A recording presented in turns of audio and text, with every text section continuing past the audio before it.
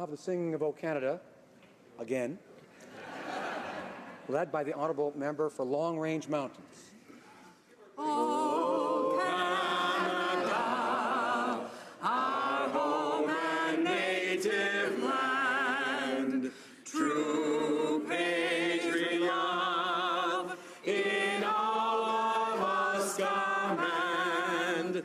Car ton bras s'est porté le fer, il s'est porté la croix, dans l'histoire et tous les l'épopée des plus brillants exploits. God keep our land glorious and free. Oh, Canada, we stand on guard for thee.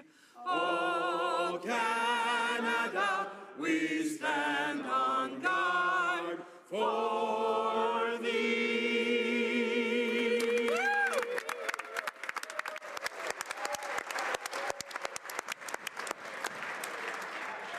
Members are in fine voice today. Uh-oh.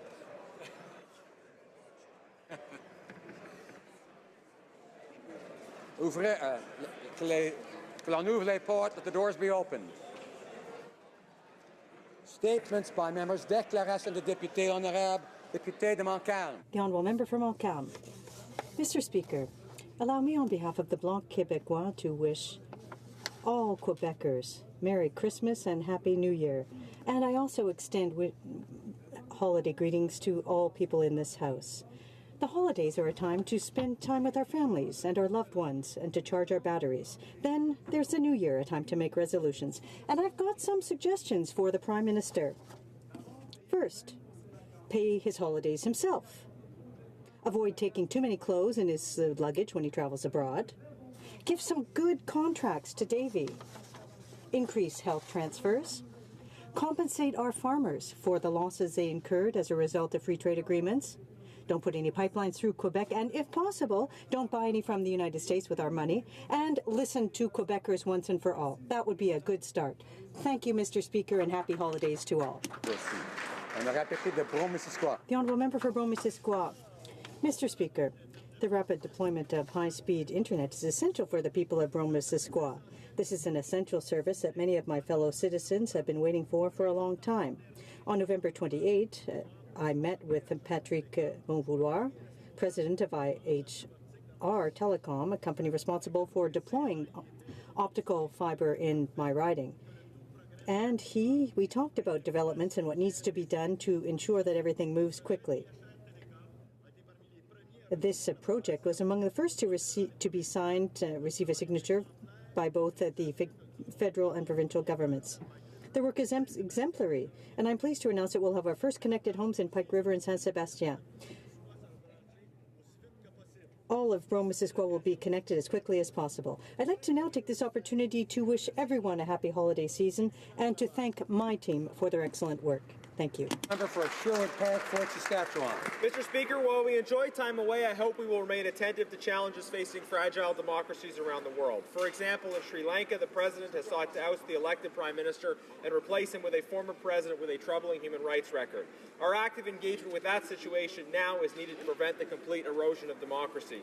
During the last election, Liberals promised to actively engage the situation in Sri Lanka to promote justice and reconciliation, but have failed to act.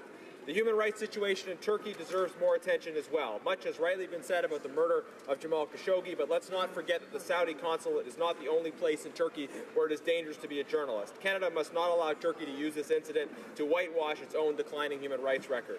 And Mr. Speaker, I note as well that the people of Bangladesh will be going to the polls over our Christmas holidays. Minority communities and other Bangladeshis are hopeful that communal violence will be avoided. Canadians are watching and wishing that country very well. As we prepare for the holidays, let us recommit ourselves to standing up for the less fortunate and to greater engagement with human rights issues around the world. Merry Christmas. The Honourable Member for Charleswood, St. James, Assiniboia, Headingley. Mr. Speaker, I rise today to honour two constituents, Rusty and his human companion, George Ames, for their amazing work at the St. Boniface Hospital. Rusty, the fluffy, glasses-wearing therapy dog, and George have been a fixture at the hospital for nearly a decade, volunteering their time, comforting both patients and staff. Last year, the pair received the Senate 150th Anniversary Award for their dedication, and recently, the hospital unveiled a portrait that the doctors commissioned in his honor. As one of the doctors at St. Boniface said, I think that a happy, good-natured, loving dog makes a big difference to alleviate some of the stress and help you remember that there's a lot of goodness in the world. At 15 years of age, Rusty is still going strong, helping people in all walks of life get through stressful and difficult times. To George, thank you for your dedication and helping to bring moments of cheer into people's lives. And to Rusty, good boy. The Honourable Member for Churchill, Kiewit, Newcastle. Mr. Speaker, 2018 has been a tough year for people where I'm from. People have lost their jobs in communities like Thompson and set to lose them in Flin Flon. Communities like Churchill are struggling to find their footing. First Nations continue to face a housing crisis. Education is grossly underfunded. People are literally dying because of the loss of healthcare supports. People have had enough. And it's similar across the country. Canadians are falling behind. All this while their government sits on the sidelines. Instead of fighting for good jobs, this government is fighting workers, like postal workers, speeding up the hollowing out of industries through foreign takeovers and job-killing trade deals. Instead of fighting climate change, this government is buying a pipeline. They aren't part of the solution. They are part of the problem. So my message to the Prime Minister is enough of the benefits to rich corporate friends, enough of hollow words on climate change, enough of pushing Canadians further behind. Enough is enough. Canadians deserve better in 2019. Honourable Member for Kanata Carleton. Mr. Speaker, it's with great sadness that I rise to speak of the passing of the granddaughter of longtime Member of Parliament, Marlene Catterall. Marlene asked me to share with you that. At 21 years old, Claire had everything to live for. Beautiful, smart, talented, caring, and loved by all. But barely a week ago, Claire took her own life, unable to live any longer with the demons of depression that tormented her. The unwavering devotion and care of her adoring parents, the years of medication and treatment in the end, could not rescue her from this terrible illness. At the age of 16, however, Claire has registered as an organ donor. And so, in fulfilling her wish, we know that Claire will live on as her precious heart continues to beat in another body, to live a new life, to give life, and to save another family from the grief that hers is enduring now. Shine brightly, Claire. Shine on. We love you.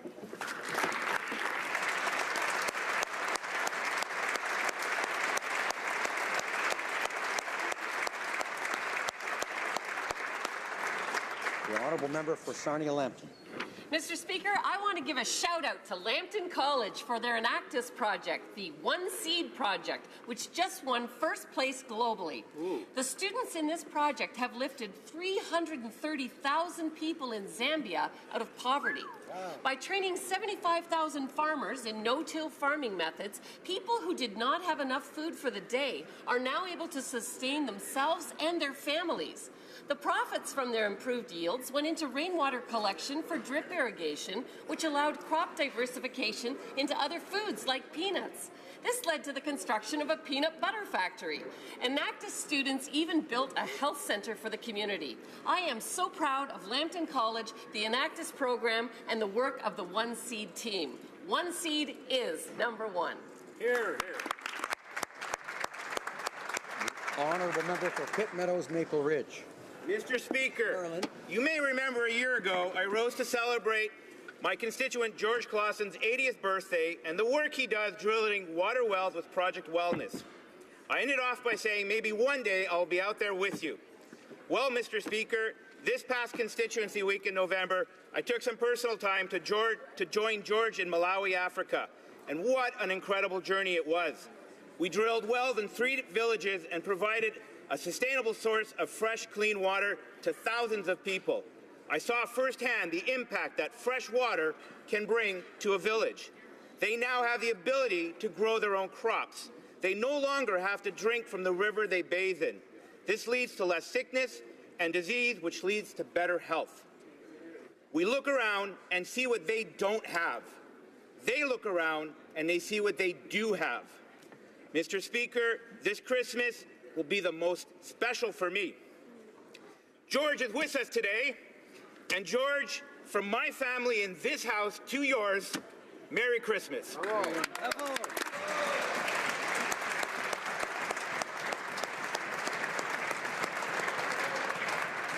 The honourable member for London West. Mr. Speaker, for years, the Make-A-Wish Foundation has granted wishes to children with life-threatening medical conditions. Aidan Anderson is a 15-year-old boy from my riding of London West and lives with a severe heart condition. Today, his wish is coming true. Aidan's wish is to be Prime Minister for the day. He is here today with his family on Parliament Hill and gets to experience a tour of Centre Block, dining at the Parliamentary Restaurant, holding his own press conference, and, of course, meeting the Prime Minister of Canada. His strength, determination, and courage serve as an inspiration. He sets an example for all of us and demonstrates that no matter your age or the challenge you face, you can and you will succeed. Congratulations, Prime Minister for the day, Aidan Anderson. Thank you, Mr. Speaker.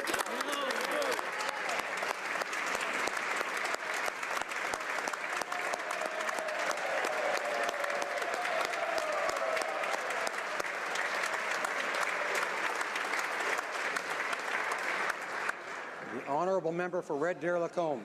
Mr. Speaker, coveralls matter. They matter because they are worn by people, workers who get up day in, day out and make all our lives better.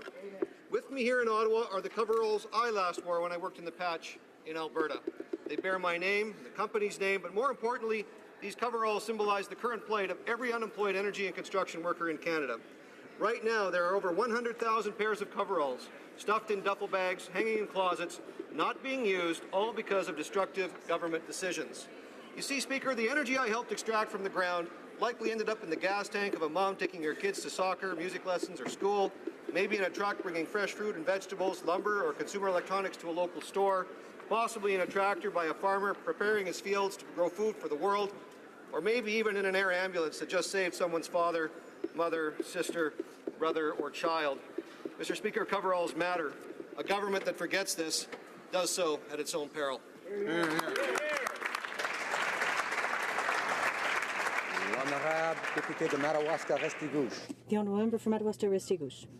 Mr. Speaker, as the holidays approach, I want to take this opportunity to thank the people of Madawaska-Restigouche for the confidence that they place in me each and every day. Close its doors for renovations. So let me say that it has been an honor and a privilege to stand in this place on behalf of the voters of my beautiful northern New Brunswick riding. From Lorne and Nash Creek, following the coast of the Bay of Chaleur and the Restigouche River, through Dalhousie, Campbellton, and up to Tidehead, de Balmoral à Saint-Léonard en passant. From Balmoral to Edmundston to Upper Madawaska, Baker Lake, families are preparing for Christmas. Will soon be heard from every home. Et le festin qu'on s'apprête à déguster dans... And the feast that we're preparing in our kitchens makes my mouth water, Mr. Speaker. And I believe that by talking about it, I've already gained 5 pounds. Je vous souhaite de joyeuses fêtes. I wish you all happy holidays, and I wish you health and prosperity for 2019.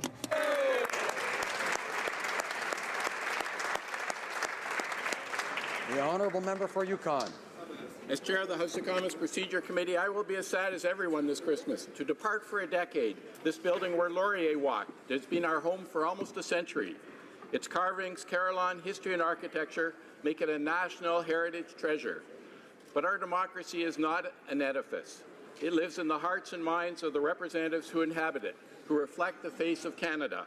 Indigenous people, the French, the English, citizens from cultures and religions from all over the world, our veterans, LGBTQ2, the wealthy, the poor, the disabled, the rebels, the young, the mothers and grandmothers. On February 3rd, 1916, the old centre block burned to the ground, but the very next day, Parliament resumed in the Museum of Nature. For wherever free Canadians exist, so will their democracy, the rule of law, the freedom of dissent, the right to elect their representatives, and their Parliament to preserve the privilege of freedom and equality for all. Bravo! Excellent.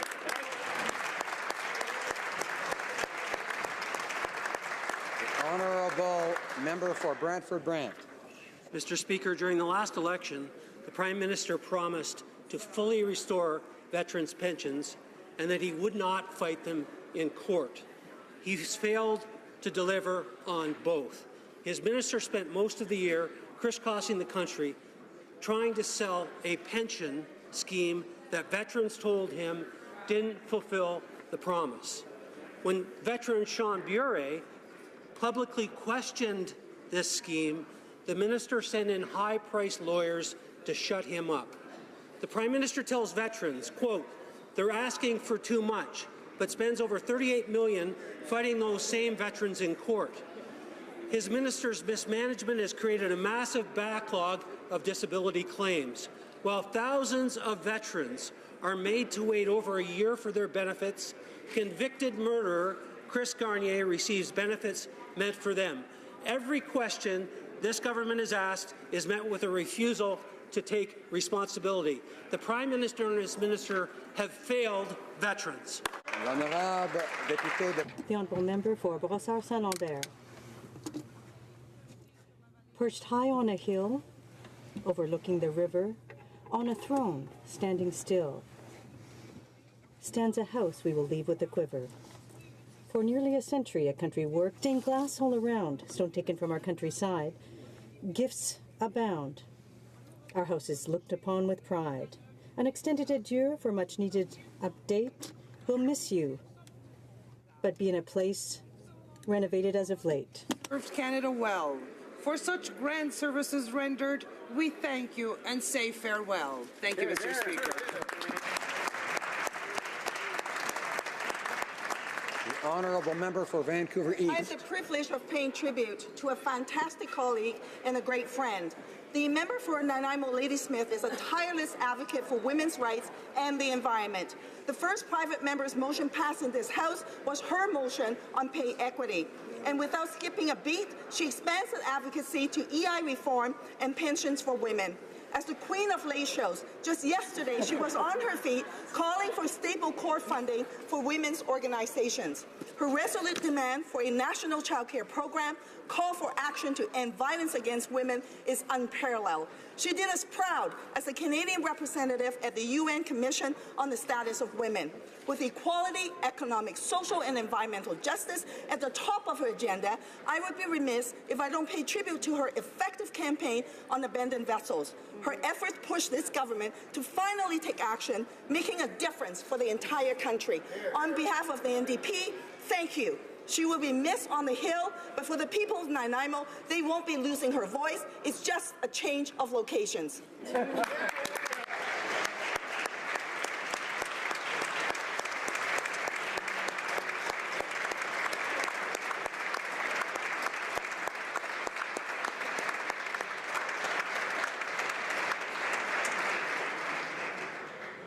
The honourable member for Niagara Falls. Thank you, Mr. Speaker. In my 23 years as a Member of Parliament, I've had the occasion to work with some truly remarkable Canadians. Sheldon Kennedy stands out among them.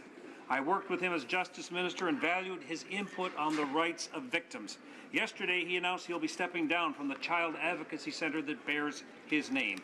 I'm truly honoured to stand in this House and thank Sheldon for his outstanding activism and tireless work on behalf of victims from across this country. The Centre has been responsible for saving the lives of many Canadian children by providing care and services after experiencing the trauma of abuse. Sheldon made the decision to better the lives of other children rather than remain a victim of sexual abuse at the hands of his hockey coach. As he steps aside to focus on his own health and family, we are assured the Centre and solid foundation Sheldon built will continue. Sheldon, your efforts have left a lasting legacy, and we are grateful for it. On behalf of all Canadians, thank you, Sheldon.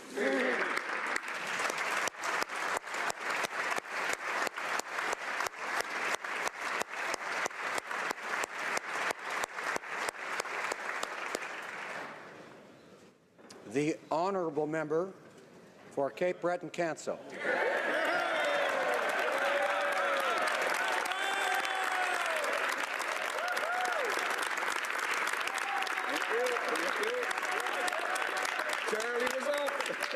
Charlie was up.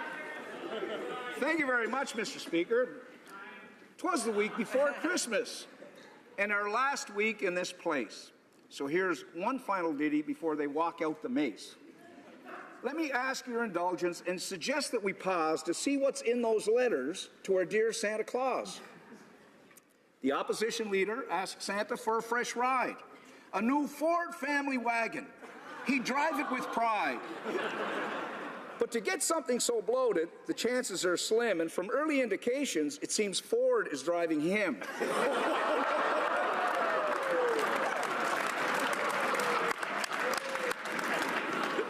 Gift wrap surprises are now sheer delights. Like when Rob Ford said au revoir to Francophone rights. He'll ask Santa for groceries is everyone's hunch, because the member from Beauce has been out eating his lunch. The NDP letter provides a bit of a twist. A victory in Burnaby is not on their list.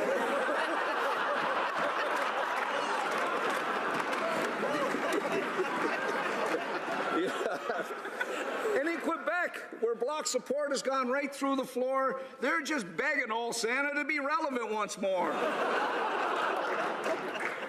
What's in the PM's letter? You need not ask twice. It's peace, hope, and justice, and a pipeline would be nice. And my ask from Santa doesn't have to be seen. It's 4 more years of good government starting 2019.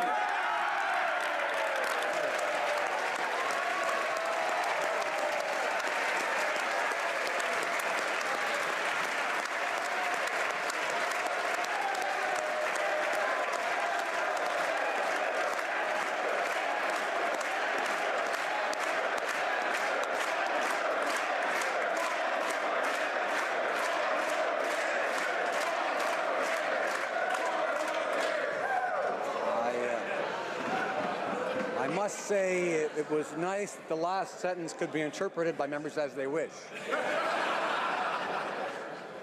Oral questions. Questions orales. The Honourable Leader of the Opposition.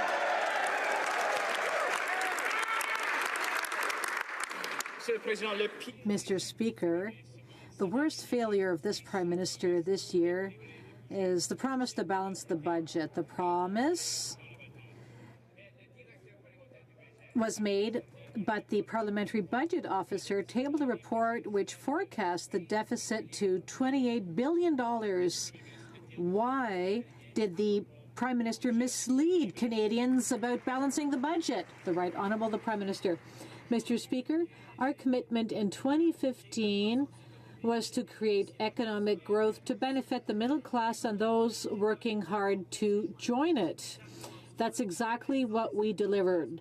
By reducing taxes for the middle class, by increasing taxes on the 1% wealthiest Canadians, we brought in the Canada Child Benefits, which helped 9 families out of 10, and which helped lift 300,000 children out of poverty. We know there's still a lot of work to be done. Infrastructure investment, the fight against poverty, investing in our seniors and youth. We will continue. The Honourable Leader of the Opposition. Canadians had a choice, and Canadians voted for a balanced budget. That was the promise that this Prime Minister ran on. And now we find out that his temporary and tiny deficits are now massive and permanent. They're not $10 billion, they're not $15 billion, not 20, not 25. The Parliamentary Budget Officer says they could grow to as high as $30 billion. Deficits today mean higher taxes tomorrow. Will the Prime Minister tell Canadians in what year the budget will be balanced? The Prime Minister. Mr. Speaker, one of the first things we discovered when we came to office in 2015 was that the Conservatives' phony balancing of the budget actually hurt Canadians. It hurt our veterans. It hurt our public service. It cut in Canadian border services and police services. They cut services that Canadians needed right across the country in order to present a phony budget balance just in time for the election. Well, we made a different choice, Mr. Speaker, to invest in Canadians. And what has that delivered? The lowest unemployment rate in 40 years and 800,000 new jobs in the past 3 years. Honourable Leader of the Opposition. Well, Mr. Speaker, the Prime Minister needs to stop saying falsehoods about our record and start telling the truth about his record. It was the Conservative plan that left a balance balanced budget. You know how we know it was balanced, Mr. Speaker? Because the Finance Department said it was. His own minister's department told Canadians that the budget was balanced. We did it while lowering taxes and protecting core services for Canadians. But his reckless deficits are putting social services under great pressure. In less than 5 years, more tax dollars will go to the interest on the debt than is currently being spent on health care. When will the budget be balanced? Right Honourable Prime Minister. Mr. Speaker, the member opposite wants to talk about the facts. The Conservatives under Stephen Harper had the lowest growth rate in Canadian history since the depths of the Great Depression. They added $150 billion to our national debt with stubbornly low growth to show for it. We made a different choice, and Mr. Speaker, Canadians supported us in investing in communities, in investing in the middle class, instead of giving tax boutique credits to the wealthiest Canadians. We focus on growing the economy for everyone. And Honourable Leader of the Opposition. Well, Mr. Speaker, what the Prime Minister is trying to do is distract from his terrible record by saying things that just aren't true. The Conservative government protected Canada's economy through the worst global recession since the 1920s. We did it while cutting taxes and bringing Canada back to balance. But what he has done is racked up massive amounts of new debt. He inherited a great fortune, a perfect situation for the Canadian economy, a balanced budget and a booming global economy. He has squandered that and blown through the savings. When will the budget be balanced? Right Honourable Prime Minister. Mr. Speaker, this is very interesting. What we see from the Conservatives is a doubling down on Stephen Harper's economic plan. The plan that Canadians soundly rejected in 2015, giving tax breaks to the wealthiest, cutting things like veteran services, health care for refugees, eliminating the long-form census. These are the things that the Harper government did that they are once again running on, Mr. Speaker. They have no real plan for the economy. We have created 800,000 new jobs and have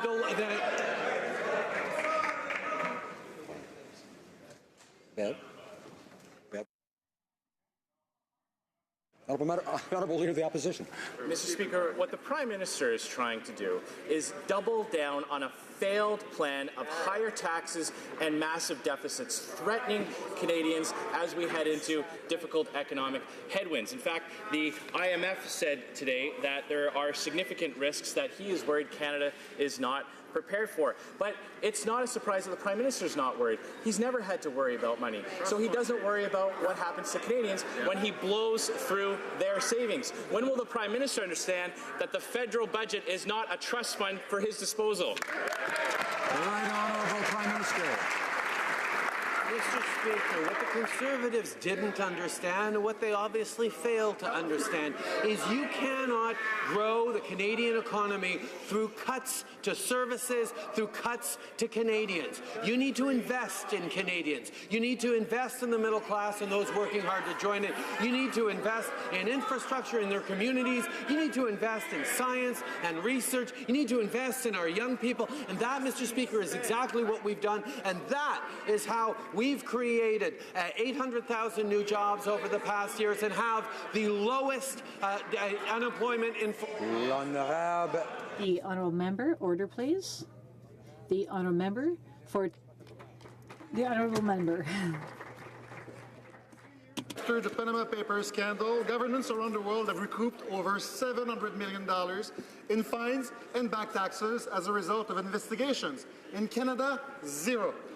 Just as an example, since 2016, the Australian Tax Office has recouped more than $48 million. In Canada, zero.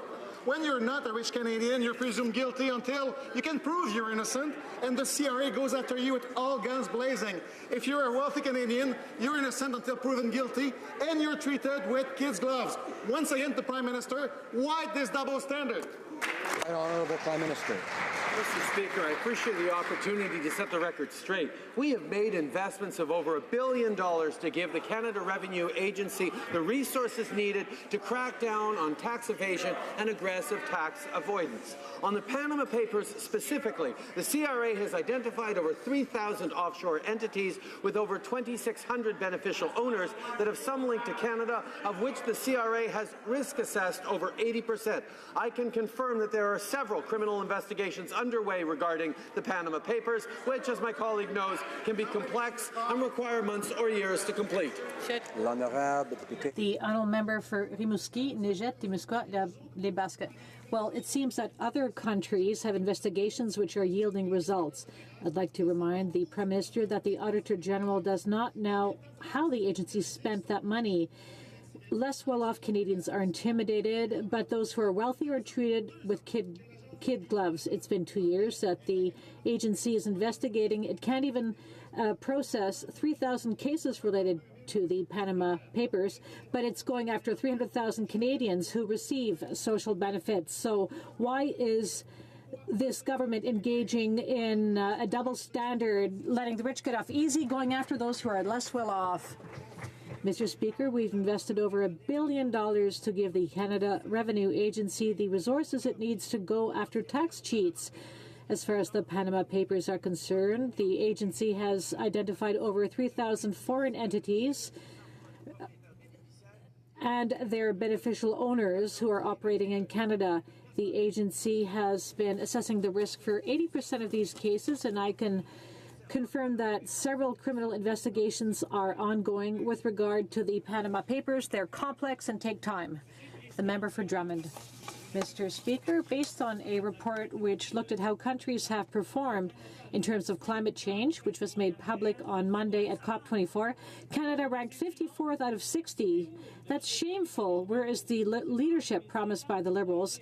We can't wait to act in 2050, we have to act now. Experts have recommended that the Liberals implement accountability and transparency mechanisms like those proposed by my colleague for Edmonton Strathcona. Will the Liberals listen to the expert or to rich polluters? The Right Honourable the Prime Minister. Mr. Speaker, the government understands just how important it is to act to protect the environment while creating economic growth, and that is why we have put a price on pollution across the country. We know that putting a price on pollution is the best way to bring down our greenhouse gas emissions and also to ensure that families will be able to adapt to changes and prosper in this period of transformation of our economy. We know it's important to fight against climate change for the future of our children, and we're going to do it the right way. Mr. Speaker, Canadians are growing increasingly fearful of reports that impacts of climate change are worsening even beyond what scientists predicted. Pressure is mounting on this government to institute measures to make them more transparent and accountable for the decisions on climate change. The United Kingdom, Germany, Sweden, Denmark, Finland have long ago instituted effective measures to make this happen. Merely appointing yet another hand-picked advisory body just doesn't cut it. Will this Prime Minister support my motion M204 to legally enact binding greenhouse gas targets, a duty to act, and measures to ensure improved accountability and transparency for federal act? The Right Honourable Prime Minister. Mr. Speaker, we're working to reduce emissions across the Canadian economy to create jobs and meet our international commitments. Our actions include pricing pollution right across the country, accelerating the phase-out of traditional coal power, making historic investments in cleaner infrastructure like public transit and charging stations for electric vehicles, adopting regulations to cut methane emissions from oil and gas by 40 to 45% by 2025, and more. As Canadians know, there is no more choice to be made. We are both protecting the environment and growing the middle class. Excellent. The Honourable Leader of the Opposition. Mr. Speaker, the Prime Minister has often boasted about inheriting a great family fortune. He's never had to worry about the cost of living, so it's no wonder that he doesn't worry when his policies drive up the cost for Canadians. His tax on gas, on home heating, and groceries will hurt seniors, suburban moms, and small businesses. And worse, government documents now show that by the year 2022, the carbon tax will have to be 6 times higher than Liberals now admit, driving up gas prices another whopping 70 cents a litre and home heating by another $1,000 a year. So, What is the full and final price of the Liberal carbon tax? Honourable Prime Minister. Mr. Speaker, we have put forward a strong and robust plan to address climate change and to support Canadians through this transition. We have a plan, and it's perfectly okay, obviously, for people to ask questions or to criticize or to suggest improvements. What is not correct, Mr. Speaker, is to not recognize that the Conservatives have no plan to fight climate change. They have no idea how to fight climate change and prepare our economy for the future, to create the jobs of the future. They don't see it to be as a priority, and Mr. Speaker, that's where they're wrong. Canadians know, from wildfires to floods to droughts right across the country, we need to act on climate change, and they are not. The Honourable Leader of the Opposition. Mr. Speaker, it's the Liberal government that doesn't have a plan to reduce emissions in Canada. All their plan is a tax grab. The reason why we know it won't reduce emissions is because they've given a massive exemption to the largest emitters in Canada. The full cost of the carbon tax will fall to hardworking Canadian families, commuters, soccer moms, and small businesses. And worse yet, we know now that the carbon tax will be higher in the future. So, will the Prime Minister tell us what is the full and final price for the Liberal carbon tax? Honourable Prime Minister.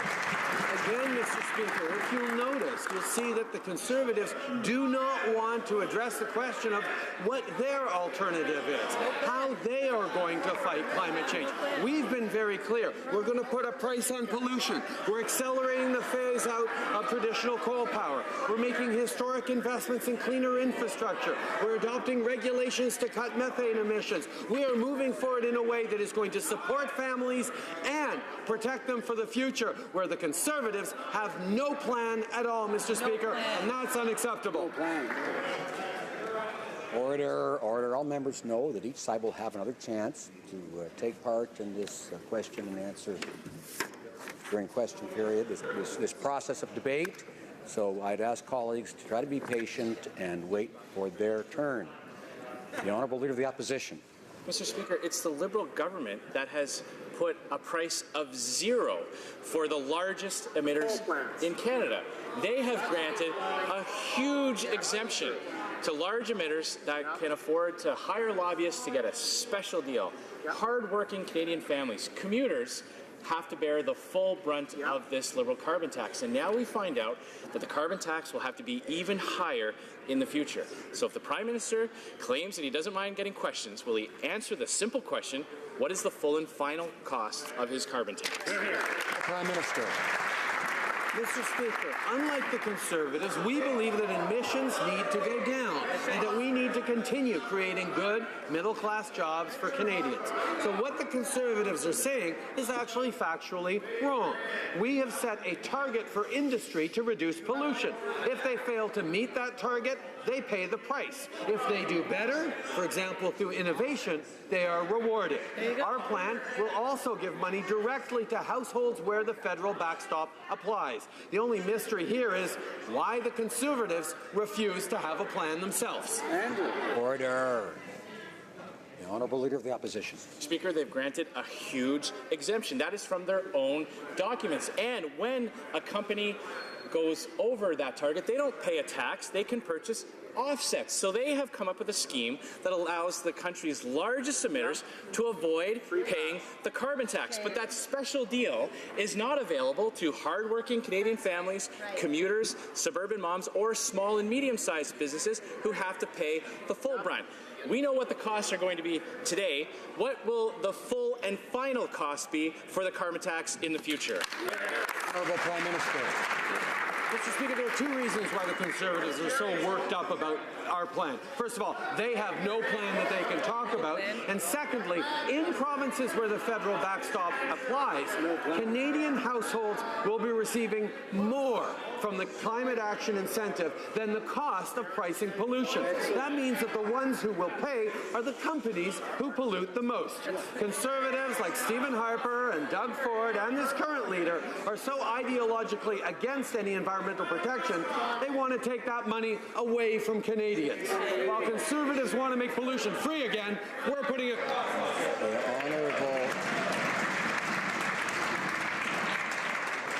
The Honourable Leader of the Opposition. It's this government's plan that makes emissions free for the largest emitters, and Conservatives are ideologically opposed to a tax that raises the cost of living for Canadians. That will be the choice in the next election, Mr. Speaker.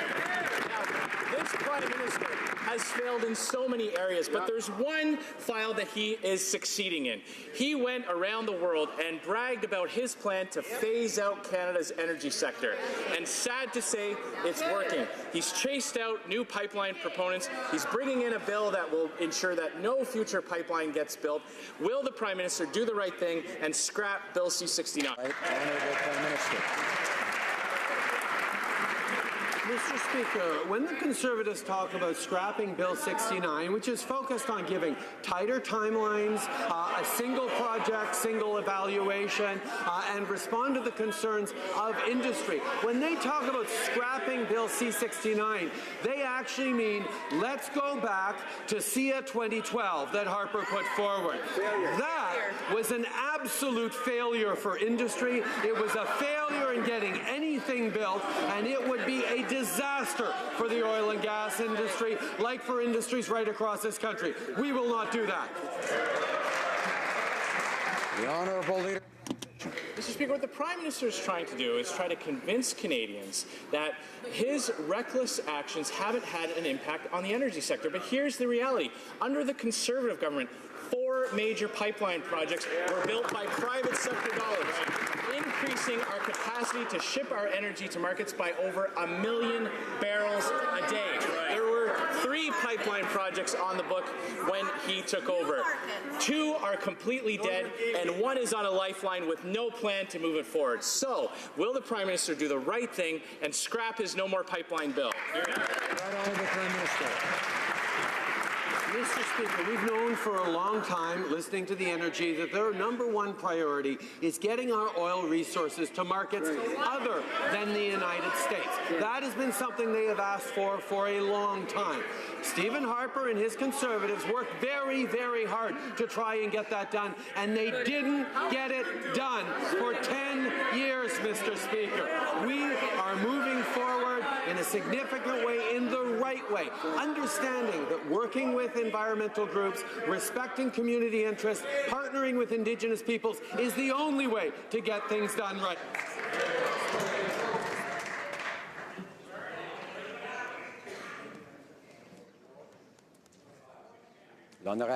The honourable member for Jonquière. Mr. Speaker, the Liberals claim they're working for the middle class, but they always end up taking the side of corporations. They force Canada Post employees back to work. They gave Bombardier our money without strings attached. Lowe's purchased Rona without the government asking for any type of guarantee, and they're not requiring local content quotas for Via Rail's fleet renewal contract, which went to Siemens. Why are they abandoning our middle-class workers? The Right Honourable the Prime Minister.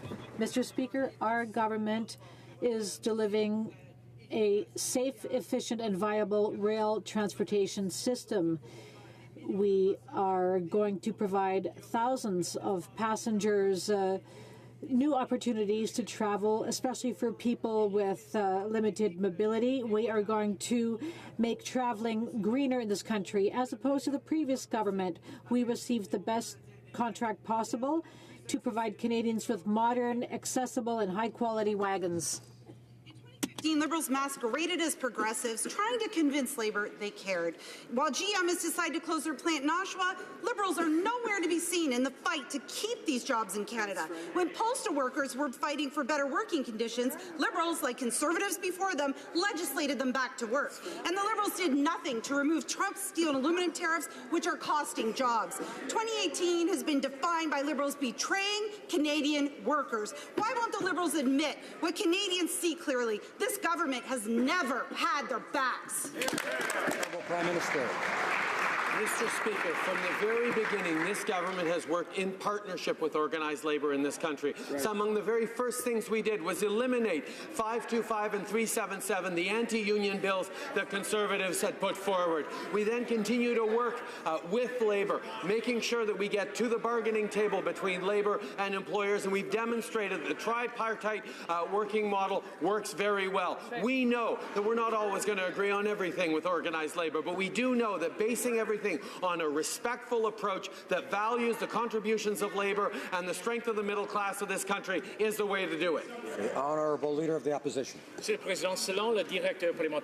Speaker, according to the Parliamentary Budget Officer, the Prime Minister's failure at their border will cost over $1 billion, and provinces are sending their bills to the federal government. When will the Prime Minister understand that the only way to stop paying bills for over $1 billion is to close the breach or the loopholes in the Safe Third Country Agreement? The Right Honourable the Prime Minister. Mr. Speaker, we are working with the United States. We're working with our provincial partners to make sure that our immigration system will continue to be strong and reliable. We know that there are irregular arrivals. Asylum seekers are a challenge for our system. But at the same time, we can reassure Canadians that we do all necessary security checks. We make sure that our immigration system has integrity. We know it is a complex situation, but we are working with the provinces and with our partners. The Honourable Leader of the Opposition. Mr. Speaker, not only is this crisis, which has been created by the Prime Minister, will it cost $1 billion, but it is also difficult for people living near Roxham Road. It's a crisis, and some of the so-called temporary shelters have become permanent. And there are bills to be paid by the provinces. The Prime Minister has to help the provinces and fix this crisis. The Right Honourable the Prime Minister. Mr. Speaker, we are ensuring that our immigration system is compassionate and fair while ensuring our border has integrity and while protecting our communities. We've invested $173 million in border security to speed up the processing of asylum claims. The Conservatives cut the budget of the CBSA by over $300 million, cut services to refugees, and they want Canada to violate international law. We will continue to apply our laws and respect our international obligations. The Leader of the Opposition. Canada's immigration system should be compassionate and fair. There's nothing fair about crossing through an illegal border crossing from a safe part of upstate New York into Canada, jumping the queue, skipping the line, and forcing others to wait longer because more and more resources have to go to those coming into Canada illegally. That is the legacy that this Prime Minister caused with his irresponsible tweet. And literally, they have done nothing to stop the problem. Instead of just adding up the costs, will they finally do something to stop the crossings themselves? The Right Honourable Prime Minister. Mr. Speaker, we are ensuring that our immigration system remains fair and compassionate, all the while ensuring the integrity of our border and the security of our communities. We will continue to ensure that Canadian law is applied and that our international obligations are respected. I will also highlight, Mr. Speaker, in this, the last opportunity for PMQs in this House. It's a pleasure to be taking questions from everyone, not just the Leader of the Opposition, Mr. Speaker.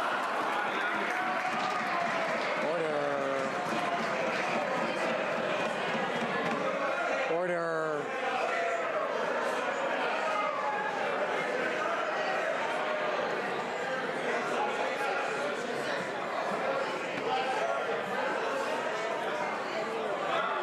I think members want to hear the next question.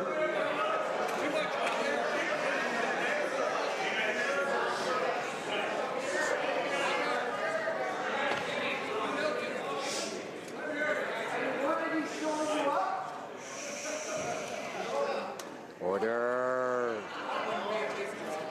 The Honourable Leader of the Opposition. I have good news for the Prime Minister, Mr. Speaker. After the 2019 election, he won't have to answer the questions he doesn't like in this House.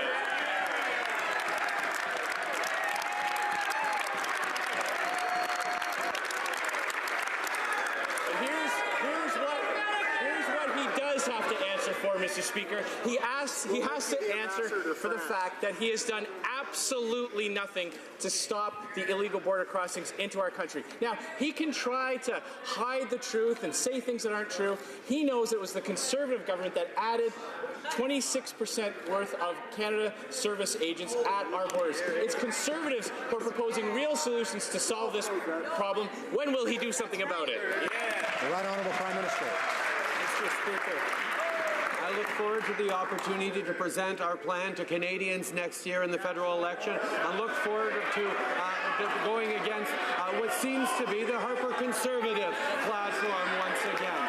Mr. Speaker, the Harper Conservatives cut $390 million.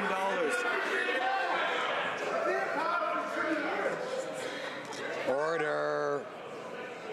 Far too much noise. I know everyone's excited about Christmas after the poem and all that, but we need to calm down and hear each other, even if we don't like what may be said by the other side sometimes. The Honourable Prime Minister has the floor. Mr. Speaker, I suggest you give them a little indulgence. They all want an opportunity to ask questions and make comments, Mr. Speaker, on this last day of Prime Minister question period in this House of Commons. Mr. Speaker, we're going to continue to stand up for Canadians and ensure that things move forward properly. That's something we've committed to Canadians.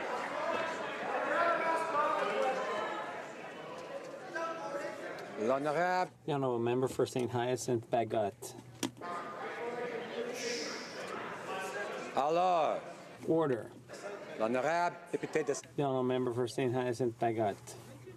Mr. Speaker, the Liberal government has made countless commitments to First Nations and promised billions for infrastructure to improve their living conditions. And yet many Indigenous communities don't have access to clean drinking water and won't before 2021. That's not good enough. Some communities have been boiling their water for 25 years, and they'll have to wait another 3? Come off it. Providing drinking water to Indigenous communities is the responsibility of this government. Are they going to do something about it now? The Right Honourable Prime Minister. Mr. Speaker, we recognize what a problem it is having no access to drinking water on reserve. And that's why we committed to eliminate all boil water advisories in this country. And we will get there. We've eliminated 73 so far. We know there's still more work to be done, but we're doing that work, and we will keep that promise, Mr. Speaker. Mississippi, Churchill River. The Prime Minister should be ashamed of himself for saying that. Mr. Speaker, with the closure of STC in Saskatchewan, people with disabilities in northern Saskatchewan are being left in the dark by the Liberals. People like Gary Tinker from Pinehouse, Saskatchewan are forced to hitchhike across the province to get to appointments, to see their families, or just to live a normal life. People with disabilities can't wait until after the election. What are the Liberals waiting for to help Northerners like Gary and restore the bus service? Prime Minister.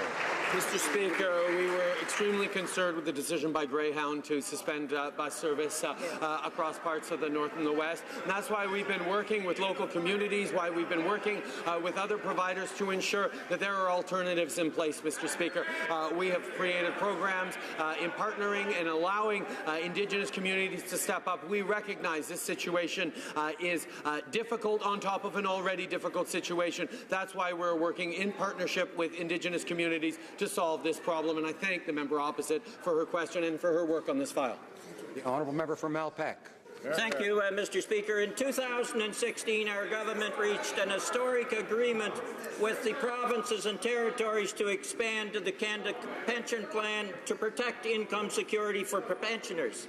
That CPP expansion is supposed to begin this year, but the Conservative Party opposes that expansion, which will allow greater security for pensioners. Will the Prime Minister assure the House, despite the opposition from the Conservatives, that the CPP will be expanded as intended?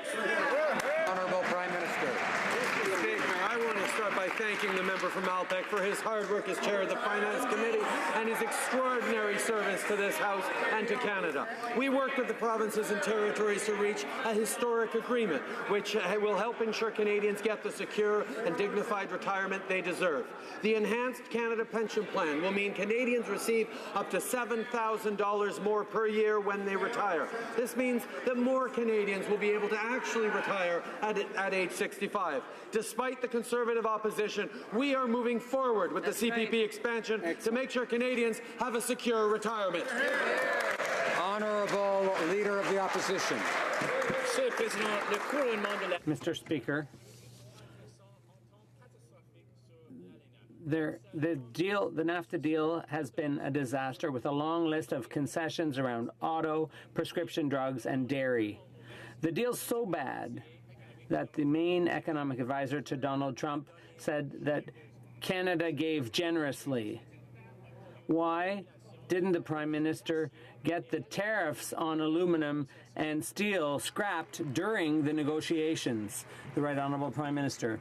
Mr. Speaker, our first goal since the beginning of the negotiations was to reach a good deal for Canada, and that's precisely what we did. The deal will protect the over $2 billion a day in trade across our border and will remove tariffs on over 70% of Canadian exports and improve living conditions for Canadians.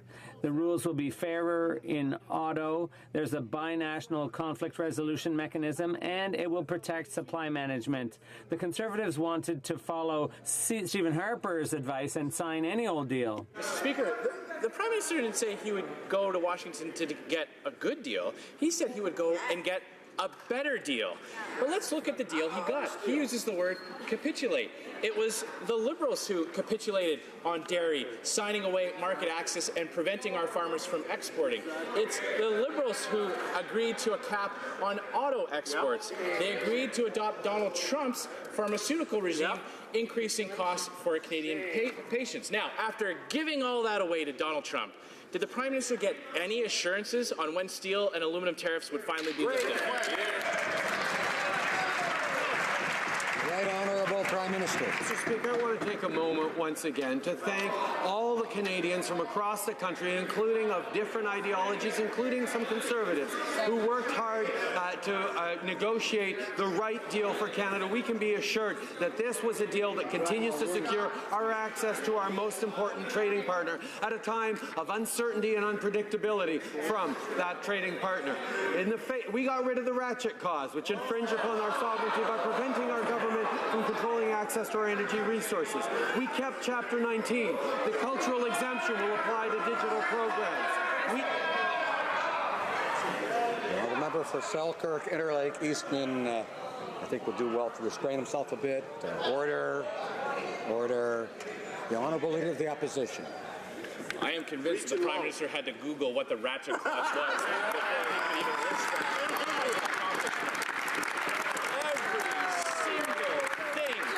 This Prime Minister points to as a victory was something that a previous Conservative government already got for Canadians. But he had one bargaining chip left, Mr. Speaker. He told Donald Trump that if he didn't get rid of tariffs, there would be no photo op. Well, the Donald called his bluff. And he knew that the Prime Minister couldn't resist another photo being taken. And there he was, signing along with the rest of the leaders. Now, in exchange for taking his picture with Donald Trump, did he get an end to the steel and aluminum tariffs? Right Honourable Prime Minister. Mr. Speaker, it's wonderful to be able to look into this space and see every seat filled. And I know there may be a few people here who are here for the first time. And let me tell you, the Conservative benches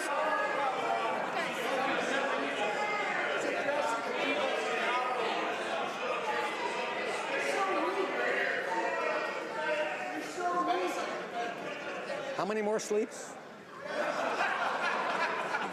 Order.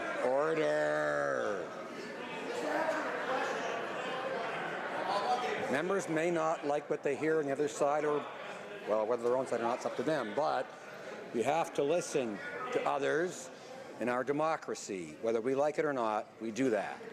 The Right Honourable Prime Minister has the floor. Mr. Speaker, allow me to express that the Conservative Party is usually a lot more quiet than this.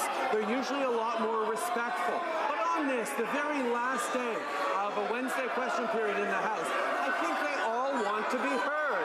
That is the problem. Mr. Speaker, will the Leader of the Opposition allow some of his fellow members to ask questions of the Prime Minister? Apparently not.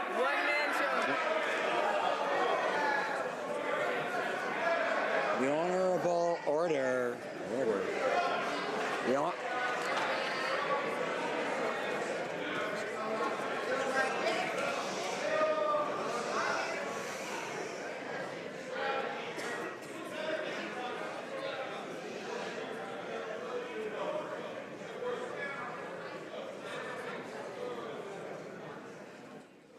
The Honourable Leader of the Opposition. Well, Mr. Speaker and ladies and gentlemen, this is what happens when a Prime Minister doesn't like the questions, when he has to answer for his failed record on carbon taxes, on deficits, on signing away concession after concession to Donald Trump without anything in return. He starts to ask for someone else to ask him a question. Well, don't worry, Mr. Speaker, through you. The Prime Minister needn't worry for too long, because come 2019, Mr. Speaker, Canadians will send someone into that chair who isn't afraid of the tough questions and actually puts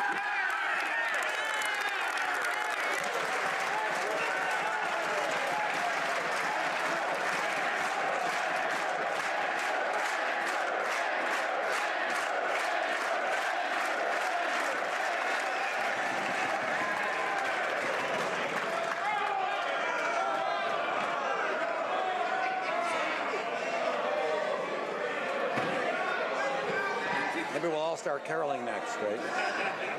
The Right Honourable Prime Minister.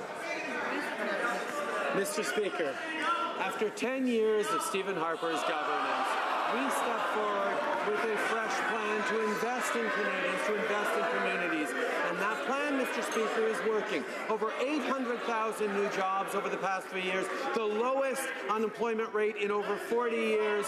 Canadians are more confident about the future, looking to their kids' future with optimism. We have a plan on climate change. We are taking action on building a stronger future. Mr. Speaker, the Conservatives have only a failed plan to fall back on because they are presenting no new ideas of their own, Mr. Speaker. Honourable Member for Vancouver East. Lisa Montagna and her family arrived in Canada in 2012, fleeing violence and extortion in Colombia.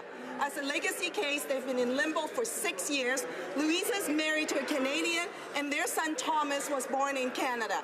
The family of 7 is fully integrated and thriving. Violence in Colombia has displaced millions, and Canadian government has issued an alert to avoid travel there. But this family is being deported on Christmas Eve. This is a cruel way for the minister to meet his quota to deport 10,000 asylum seekers. Will the Prime Minister direct his ministers to intervene? The Right Honourable Prime Minister.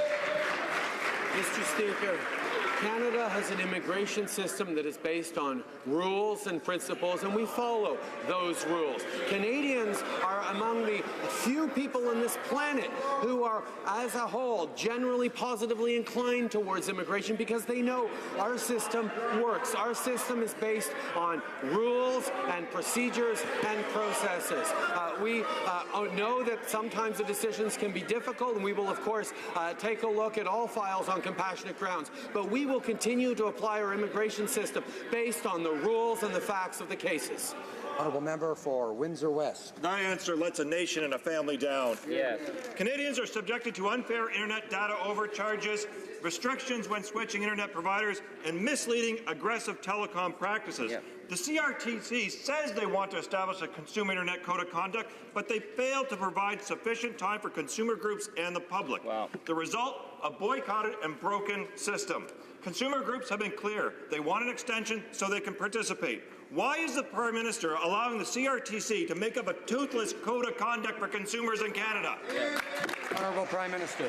Mr. Speaker, we're proud of the work we're doing with the CRTC to ensure that our digital programming and our protection of our airwaves keeps pace with the transformations of our economy. We recognize there are more and more need for data and for proper access to broadband. That is something that we're continuing to invest invest in across the country and work with the CRTC on. Although it's odd to see the NDP complaining about this when they're the ones who want to impose extra taxes on internet usage for Canadians.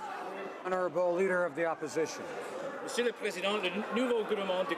Speaker, the new Quebec government has made a number of decisions in various areas since taking office. They've received clear mandates from the public. And what's the Prime Minister's reaction, as usual? It is to lecture Quebec. When will the Prime Minister get it through his head that there are areas of provincial jurisdiction that Quebec is fully entitled to occupy without being criticized by this centralizing Prime Minister, the Right Honourable Prime Minister?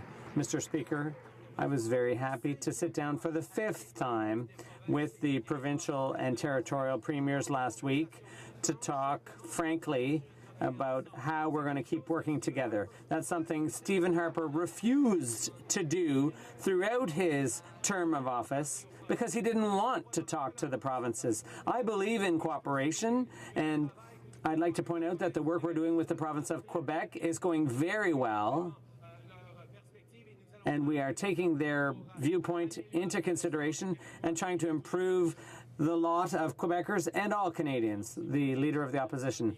It's not a matter of having meetings with the provinces. It's a matter of respecting the provinces. In Lévis, the Davie shipyard workers have delivered on time, within budget, for the Asterisk supply ship, and now the Navy needs another one, the Obelix. Davie Shipyard is ready to do the work. The Prime Minister has to stop playing political games, and before Christmas should award that contract to Davie. What's he waiting for? The Right Honourable Prime Minister. Mr. Speaker, I can't believe the member opposite has just asked me to stop playing politics on this file because he's the one playing petty politics. The armed forces did an assessment. They don't need the Obelix. And for him to suggest that we should buy it anyway is pure base politics, the worst kind of politics. We make our decisions based on facts. We recognize the quality of work done by Davie Shipyard, and we do want them to get good jobs, but we're not going to make up work for political reasons. The Honourable Leader of the Opposition. I'd like to hear him say that to our men and women in the armed forces and the Davie shipyard workers. When you look at this Prime Minister's failures, you see that instead of treating the provinces like partners, he's paternalistic toward them. The new Quebec Premier identified priority for dealing with mobility in the old capital. Is the Prime Minister willing to partner around that project for Quebec City? The Right Honourable Prime Minister. Mr. Speaker, we have made record investments in infrastructure over the past few years. We've shown that we're there to support our partners, but the project my colleague refers to doesn't even exist yet. It's just an idea. Once there's a proposal and a plan, we will certainly take a look at it. That's what we're here for. But once again, we shouldn't be inventing projects for to score political points. We base our decisions on facts, on real projects. And the project he's talking about isn't there yet. But when it is, we'll work with them. Vancouver Centre. Order. Mr. Speaker, our Prime Minister grew up in British Columbia and knows that the southern resident killer whale is iconic to the people of our province. Sadly, these marine mammals face significant threats to their survival. For 10 years, the Harper government failed to take any measures to protect the environment that actually sustains species hoppers. Our government has a plan. Can the Prime Minister update British Columbians on our most recent initiative to save the precious species? The Right Honourable Prime Minister. I'd like to thank the Honourable Member for Vancouver Centre for her hard work and for her extraordinary service to our country. We recognize that a strong economy and a clean environment go hand in hand, and that we must grow our economy responsibly. Canadians and marine mammals have waited long enough during the 10 long years of Harper Conservative inaction. That's why, in Budget 2018, we announced concrete action to fix this problem. We will now have the needed and enforceable tools to address immediate and long-term threats to the marine environment, including marine mammals and the southern resident killer whale. The Honourable Leader of the Opposition. Mr. Speaker, another massive failure for this Liberal government under this Prime Minister has been the ethics file. This is the only Prime Minister in Canadian history to have been found guilty of breaking ethics laws, and several other members of his team followed suit. The finance minister conveniently forgot about a villa in France, and other ministers have been found guilty of breaking rules. Now there's a massive investigation with a big cloud of suspicion around a former Liberal MP and a Liberal cabinet minister. So can the Prime Minister tell us exactly how many more Liberals are currently being investigated by the RCMP or other police? Mr. Speaker, the member opposite just got censured by the Ethics Commissioner for having told one of his members to break the ethics rules. Mr. Speaker, we will take no lessons on ethics from them or from the legacy of 10 years of how shall I say it, the kinds of practices that were all too common under the Harper Conservatives, Mr. Speaker. The Honourable Order. Now, the member for Banff Airdrie will come to order, please. We each have our turns. We wait for our turns. And now it's the turn, and the Prime Minister will wait his turn also. It's now the turn of the Honourable Member for Esquimalt. Order. Esquimalt Saanich Sooke. Yeah. Mr. Speaker, the number of Canadians being infected with HIV is once again rising rapidly among young gay men and has reached epidemic proportions in Indigenous communities. Yet the Liberals have cut funding to many frontline HIV agencies and failed to increase access to testing when we know that knowing your status is the key to reducing new infections. Will the Liberal government move quickly to approve home testing kits for sale in pharmacies to help reach all men who have sex with men, and work with the provinces to ensure that testing is widely available without needing to see a doctor first? Honourable Prime Minister. Mr. Speaker, we know that we've made strong strides forward in the fight against HIV/AIDS, but we do know that there is much more to do. That is why Health Canada is working with our provincial partners to ensure that there are even more ways for Canadians to stay safe, more ways for Canadians to counter this terrible epidemic that we know continues despite all the efforts that we and others are putting forward to counter it.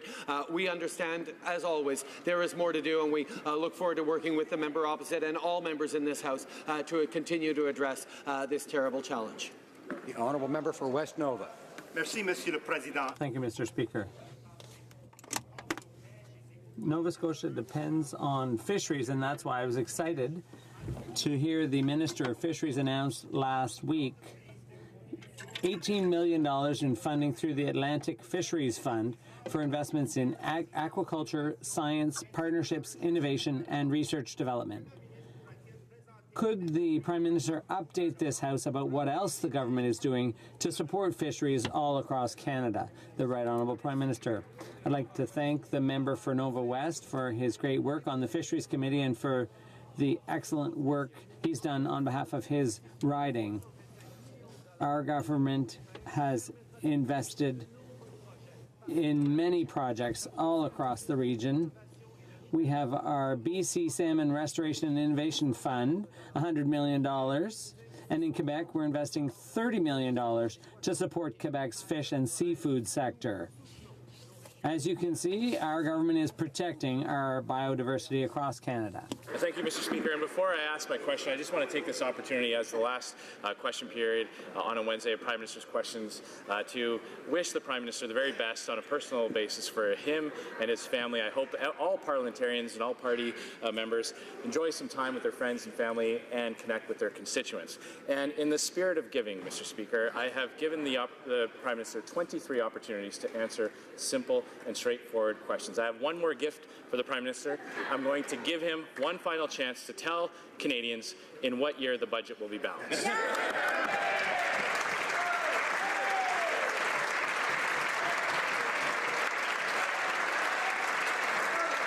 Unwrap that, right? The Right Honourable Prime Minister. Mr. Speaker, I appreciate the member opposite's kind words. I wish him and his family, indeed all members in this House, a happy and safe and Merry Christmas and happy holidays. We know that this is a time of the year when we are a long way from our families. We still have a couple more days at least of work to do in this House. So we know that the days grow longer, the days grow shorter, but the time seems to grow longer. Mr. Speaker, we put forward a fiscally responsible plan that is growing the economy the way Canadians expect us to. We will keep working on creating jobs and growing the economy for all Canadians. The honourable member for Bécancour Nicolette Sorel.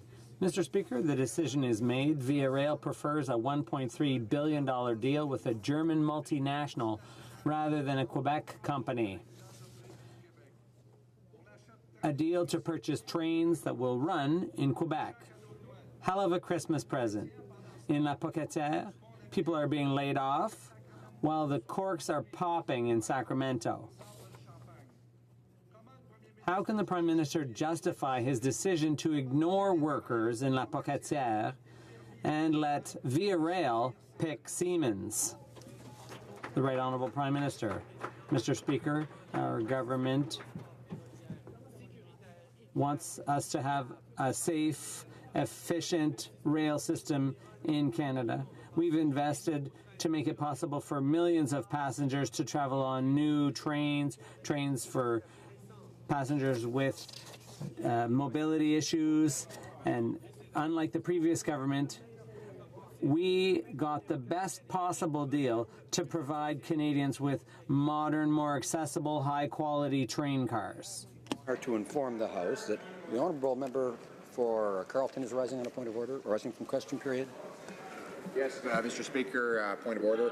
I rise today in the Christmas spirit and also in a spirit of great nonpartisanship to table, under unanimous consent, to table a copy of the Liberal platform which promises a balanced budget in 2019. Thank you very much. Does the honourable member have unanimous consent? There is no unanimous consent. The honourable member for Durham is rising. Order. The member for Durham is rising on a point of order. Thank you, Mr. Speaker. There have been discussions amongst the parties and an email sent to all members of Parliament with respect to this motion, and if you seek it, I believe you will find unanimous consent for this motion, seconded by the member from Oshawa, that the Standing Committee on Industry, Science and Technology be instructed to undertake a study of no less than 4 meetings to investigate the impact of the announced closure of the General Motors Automotive Assembly Plant in Ottawa, that the study, 1, include impacted stakeholders such as the union Unifor to solicit input towards devising a plan to address issues that may have contributed to this announcement, 2, provide an opportunity for the Minister of Innovation, Science and Economic Development to appear to address concerns about competitiveness raised by General Motors and any other issues the Minister deems instructive toward developing a plan, and that the committee report its findings to this House of Commons no later than March 11, 2019.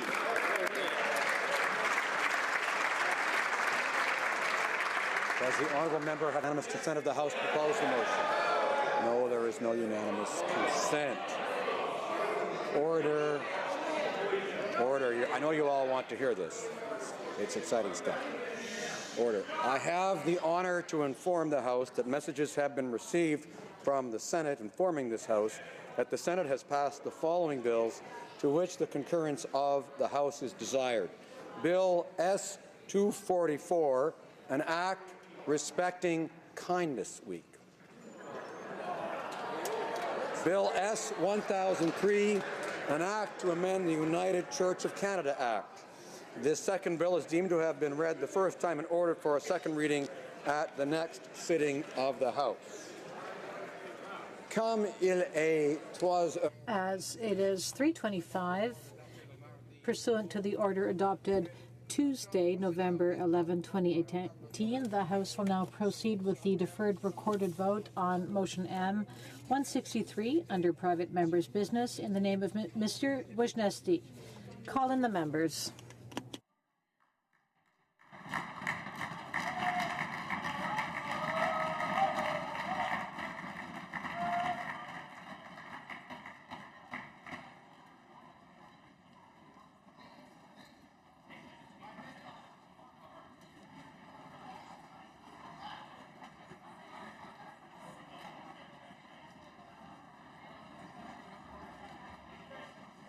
The question is as follows. Mr. Wisniewski, shall I dispense? Yes. Did someone say that? I think it was agreed. Okay. All those at my right in favor of the motion will please rise. Mr. Wisniewski. Fifth row at my right.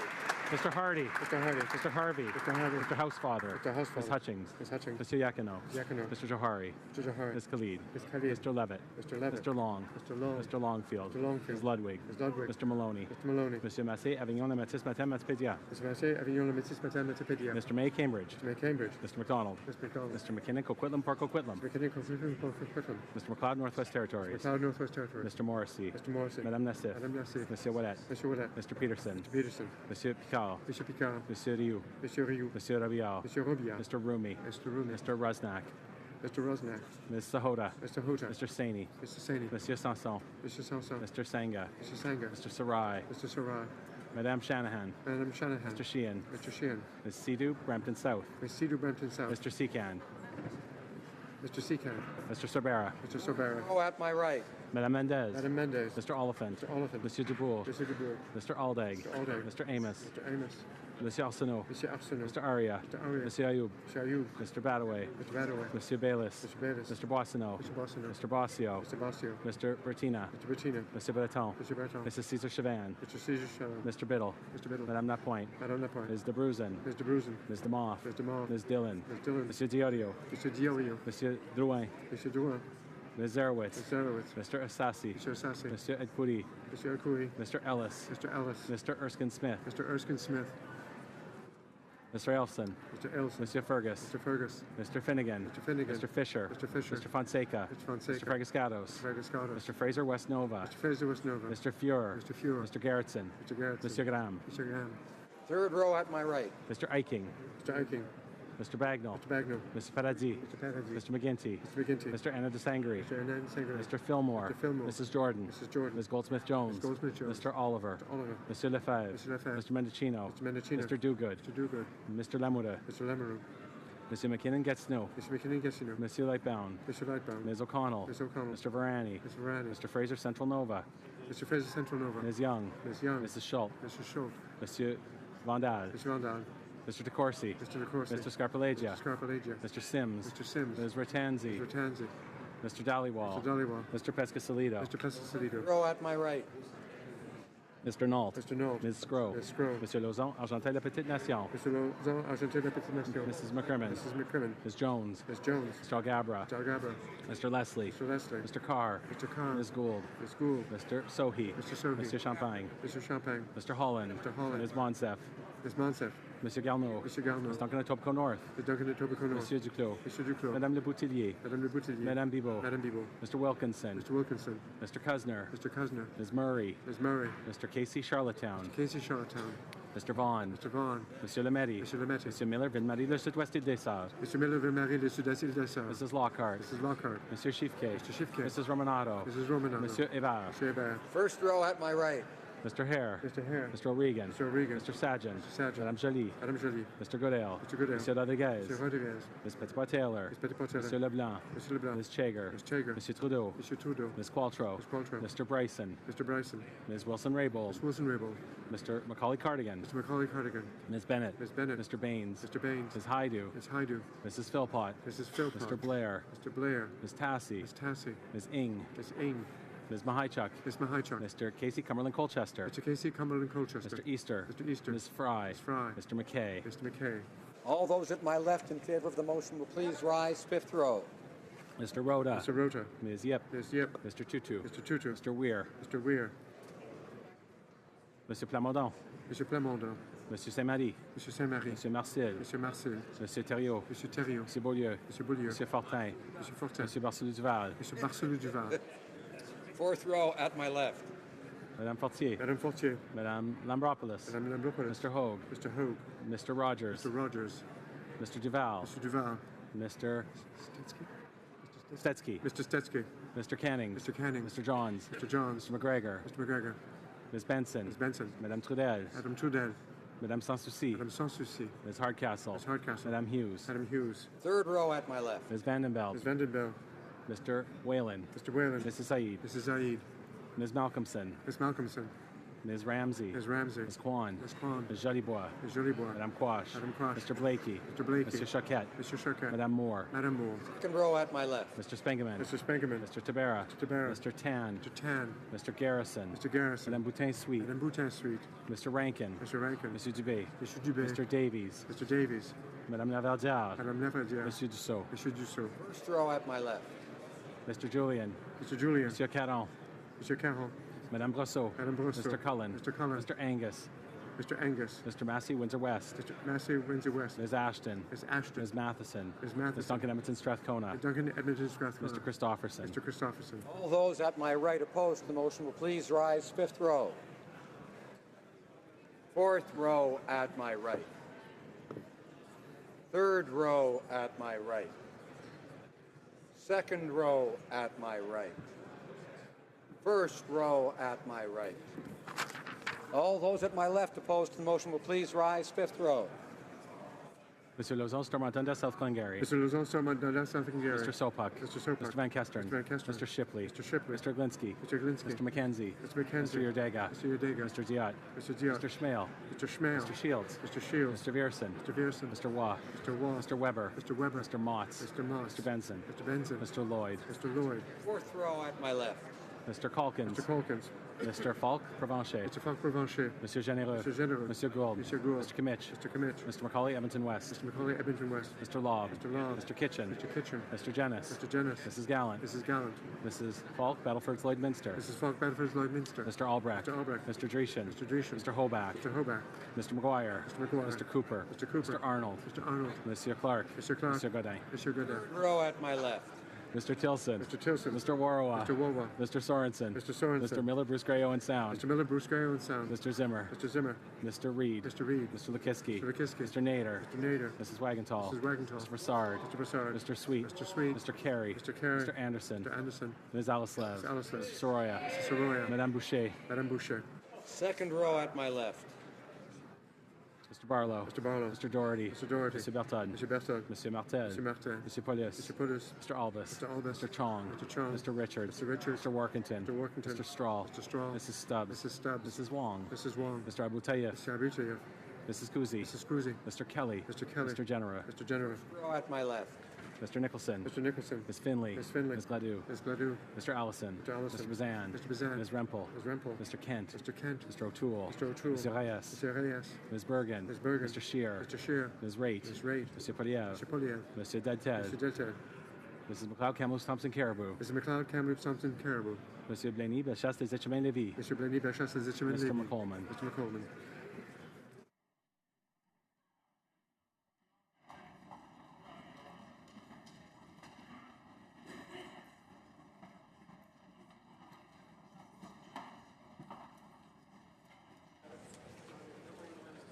Yeas pour 212, 212.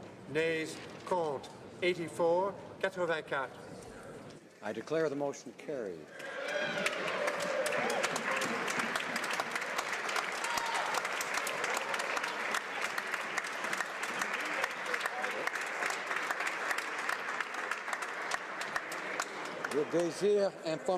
I wish to inform the House that because of the recorded deferred vote, government orders will be extended by 8 minutes. The Honourable Minister of Justice. Mr. Speaker, pursuant to Standing Order 32 Sub 2, I have the pleasure to table in both official languages 3 separate reports and a summary report on the state of knowledge on medical assistance in dying for mature minors, advanced requests, and where a mental disorder is the sole underlying medical condition. Honourable Parliamentary Secretary to the Minister of Foreign Affairs. Monsieur le Président, en vertu du règlement. Mr. Speaker, under Standing Order 32.2, I have the honour of tabling in both official languages. Free trade agreement with the agreement between Canada, the United States of America, and the United Mexican States, done at Buenos Aires on November 30th, 2018. Thank you, Mr. Speaker. Secretary to the Government House Leader. Yes, thank you, Mr. Speaker. Pursuant to Standing Order 36, Bracket 8, I have the honour to table in both official languages the government's response to 9 petitions. Good job. Introduction of government bills. Statements by ministers. The Right Honourable Prime Minister.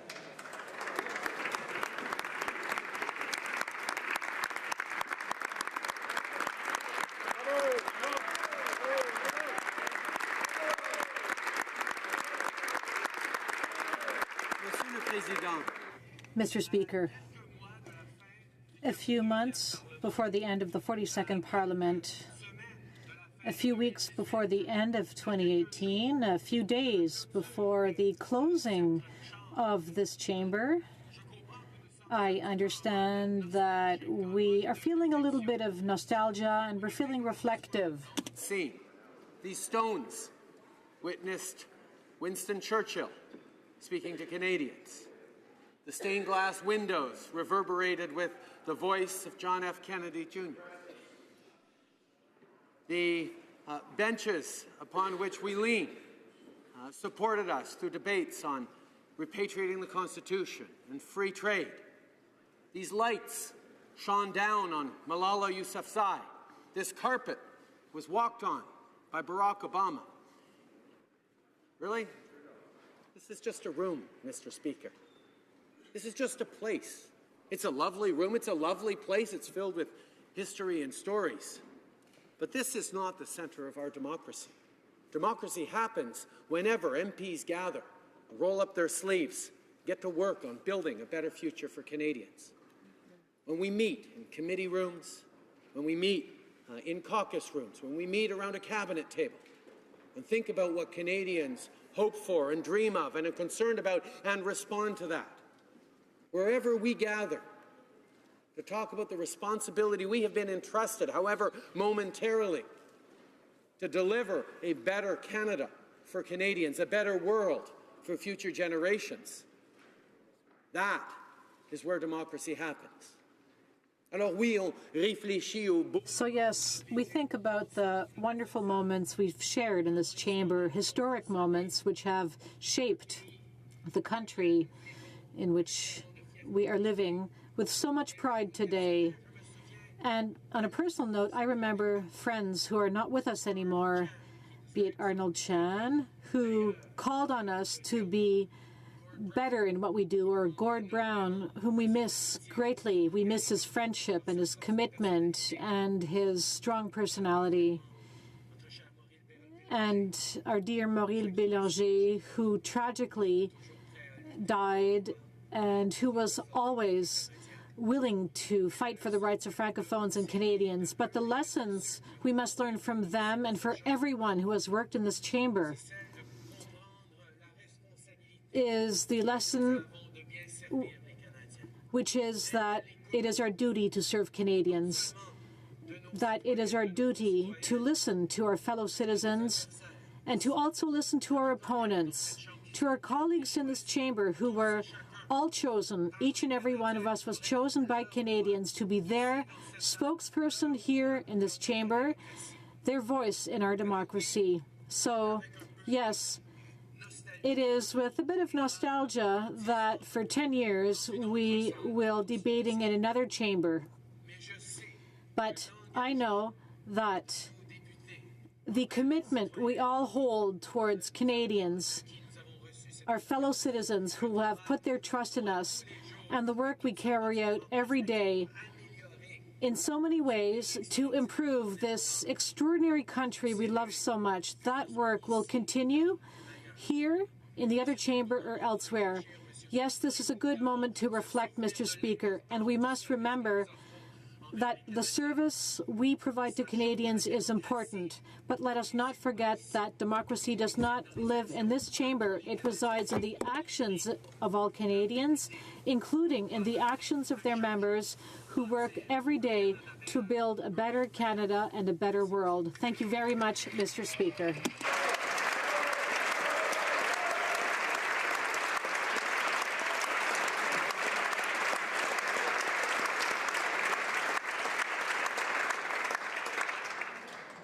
The Honourable Leader of the Opposition.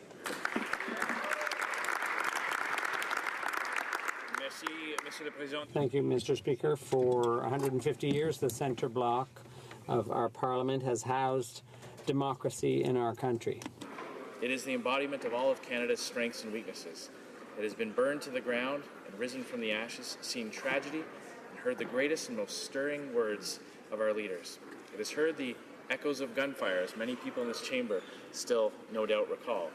It has rung with cheers of victory at the end of 2 world wars, and it has stood mute witness to the tears of a nation. Behind these walls, our predecessors and ancestors have charted our nation's destiny. So for all of us who've had the honour of being sent here by our constituents, it's much more than a building. More than just 4 walls, 6 floors, and a tower. It is the heart of our freedoms, the link between Canada's past and present, and between our fundamental values and the hard work of legislating and governing. And after this week, and for the next 10 years, our House will have a new home. We don't yet know all the issues we will be debating in our new House. These issues will test our determination and principles, but if history is anything to go by, we will rise to the challenge and make our new House the beacon of democracy that this building has been for decades. No doubt there will be passions, but I am confident, I am more confident than ever in the strength not of this building, but of this institution. In the decency and dedication of parliamentarians who will be tasked with guiding us through whatever turbulence that may come. I count myself to be blessed, to be among the few Canadians who get to come and work here every day, who've been elected to sit in this chamber, to represent our citizens, and to participate in the moments that define our nation.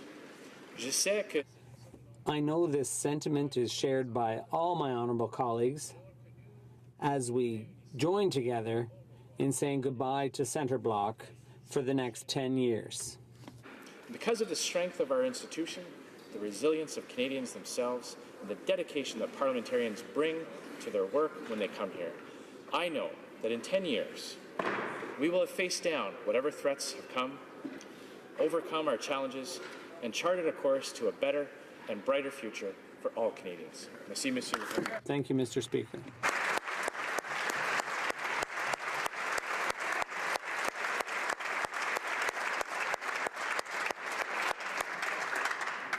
The honourable member for Rimouski-Nejet, Témiscouata-les-Basques.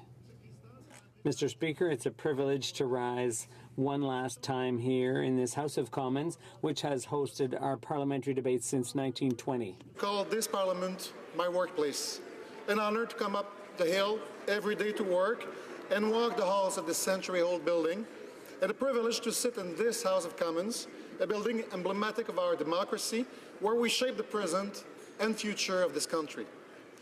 Mr. Speaker, this building is greater than we are. This is where the representative democracy of our society is based and where our political history is written. It's here that parliamentary debates are held for the common good. This is where ideas clash and important decisions are made. Since the inauguration of the new Parliament after the fire of 1916, like us, 3,250 Canadians have had the privilege of sitting within the walls of this House of Commons to represent their fellow citizens. It's an honour every day, and we must measure its weight with humility. This place is very likely the most recognized of all Canadian landmarks, and so much of our common history was decided in this place. Ce Parlement, Monsieur le Président, est à la fois This Parliament is both a theatre of our history and a witness to the passage of time. So many events in the history of our country, history with a capital H, have happened here. I'm thinking, for example, of Agnes Campbell MacPhail, the first woman MP to hold a seat here in the first federal election in which women were allowed to vote in 1921. So many little histories with a little h have also marked the imagination of each of the political parties that have had the opportunity to be represented in this House and those who've worked here. I'm thinking of histories like all those anecdotes involving our former colleague Pat Martin, who knew how to spice up debate. I'm thinking of that time when he mentioned in this House some problem with some overly snug clothing bought on sale. Look, I'll spare you the details. I'm thinking of Pat Martin. I guess the translation just caught up. I'm still thinking of Pat Martin, who absolutely wanted to use Stanley Knowles' furniture and office. Stanley Knowles, whose ghost still haunts the elevator in Corridor C, it seems. I'm thinking of all those questions from several colleagues who, over the decades, have been able to liven up the debates of this House. Like on October 16th, 1985, when NDPer James Fulton wanted to express his dissatisfaction with the government's salmon fishing policy on the West Coast by crossing the floor to plunk a dead salmon on Prime Minister Brian Mulroney's desk. The Prime Minister was absent, I should mention, at the time. I'm also thinking of Tom Mulcair, who most recently, at the end of his political career, had the honour of occupying John Diefenbaker's office. Finally, I think of all those members who died in office, and I'm of course thinking of Jack Layton, who laid in state in the foyer of this House to allow Canadians to say one last goodbye to good old Jack. These walls, these rooms, this House could tell many great stories. They've witnessed the courage of these women and men who protect this Parliament every day. They've also witnessed much of the evolution of our society. In the men's facilities, for example, we're still reminded that we should not butt out cigars and cigarettes everywhere. And when this building opened in 1920, what are now the women's facilities, I'm told, were smoking lounges, a transformation that reflects how our society has evolved over time. Over the past decades, an increasing number of female MPs and young parents have made their way into the House of Commons, especially in 2011, leading this institution to accommodate these changes by offering childcare services, creating a family room, and installing changing tables in bathrooms. Breastfeeding has also finally become accepted here. This Parliament also remembers the past. We remember our missing soldiers in the Memorial Chapel of the Peace Tower. We also remember our failures. That is why in 2012 a stained glass window was added to this Parliament to commemorate the legacy of Indian residential schools, for which Canada apologized in this House a few years earlier. The evolution of our country is reflected within these walls, and there's no doubt that the upcoming renovations will open the door for further transformations. Because a building that is home of all Canadians must reflect people's diversity and stay up to date with how our society evolves. The voices of parliamentarians will soon be replaced by those of the movers. The echo of the debates will soon give way to the echo of renovation work on Centre Block for at least the next 10 years. Because 100 years after its construction, it's true that modernization work has become necessary to leave a sound and healthy building to future generations. Some of us may never set foot in this House as members of Parliament again. But the memory of these walls will remain with us forever. As NDP House Leader, I'd like to thank those who worked on renovating West Block that will house our temporary House of Commons, those working on the move from Centre Block, and those who will work over the next decade to renew this Parliament. Everyone here will take some time to cherish those last moments in this House of Commons before the long break ahead. And finally, Mr. Speaker, I'd like to take this opportunity to wish everyone here happy holidays, Merry Christmas, enjoy une bonne et heureuse année. Happy New Year. Merci, thank you.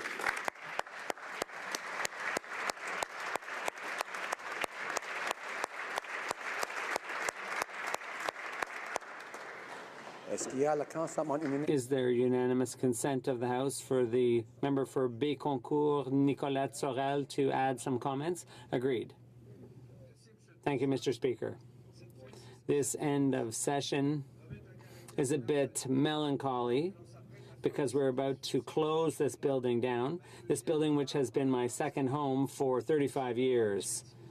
Center block,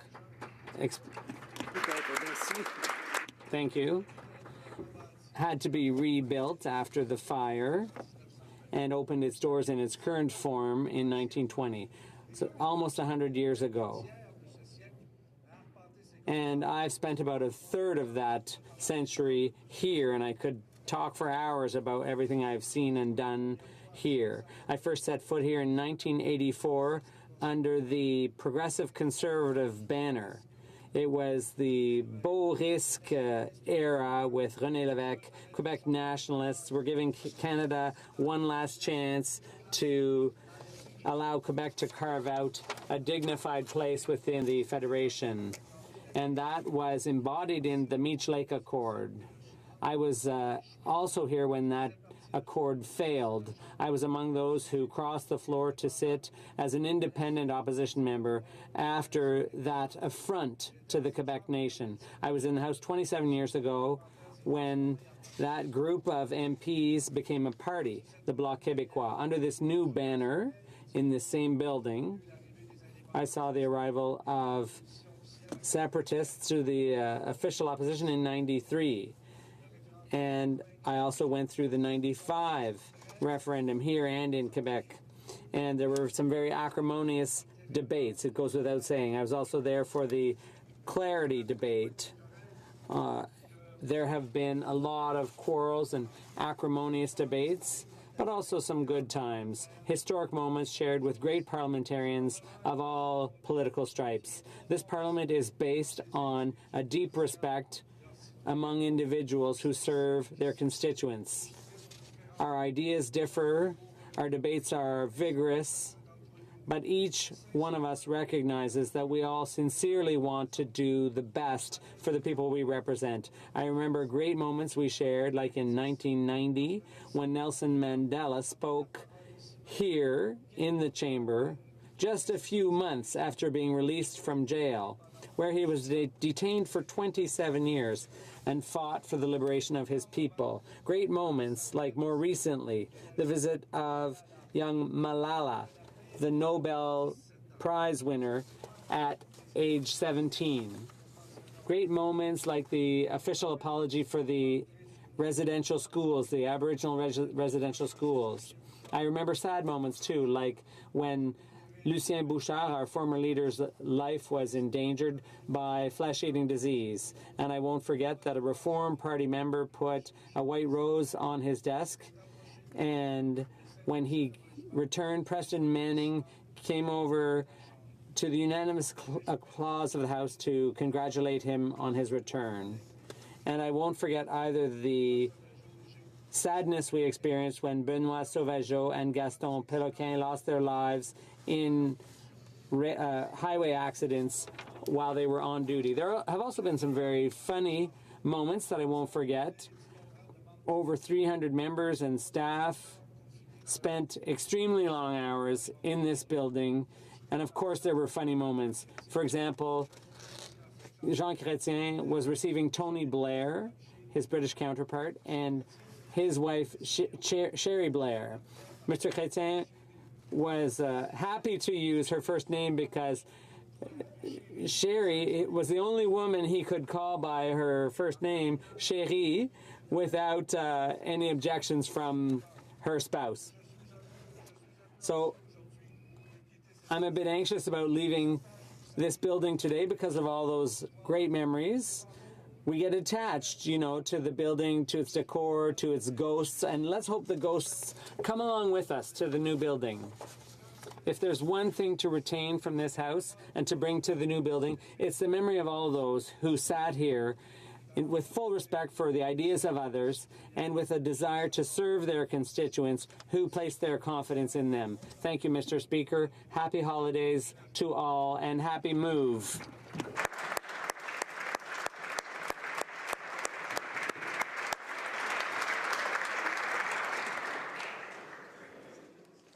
Dear colleagues, this week, the House marks a milestone in its history. When it rises for the winter adjournment, it will do so for the last time in a decade, more or less. And preparations will begin to repair and restore this magnificent but now fragile building. For nearly 100 years, history has been made here. Some members here were elected for the first time in 2015, but the Dean of the House, the member for Bécancour, Nicolette Sorel, who just spoke very eloquently, has been here without interruption since 1984.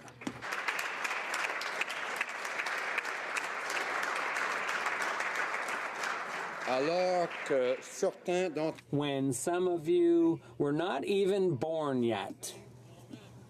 Myself, I was just a baby at the time.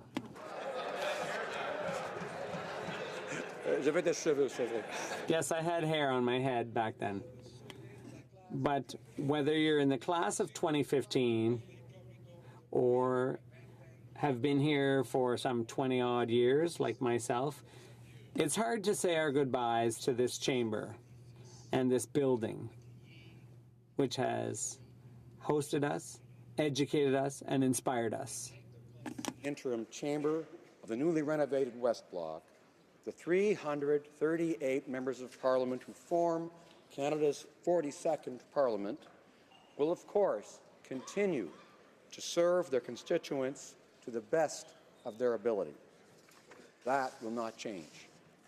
But I know that, like me, they will leave this place with a heavy heart.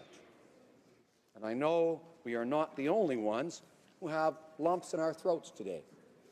The procedural clerks, the constables, the interpreters, the pages, the broadcasting team up there, the journalist in their gallery behind me, and all those who work here. When they're here, of course. We won't take notice of their presence or absence either, right? But they've all been our comrades in arms, and they too must now make their farewells to what the chief architect of this building, John Pearson, referred to as the Parliament building. Our parliamentary family is starting a new chapter in its history. But first, we must finish this one and say au revoir to a place that has been so important to us. As we prepare to leave this beautiful chamber and return to our ridings and our families, I encourage all members and those who support them in this place to pause, look around, and savor the wonder that is the Parliament building. It has taken good care of us for more than 100 years. It is now time we return the favor.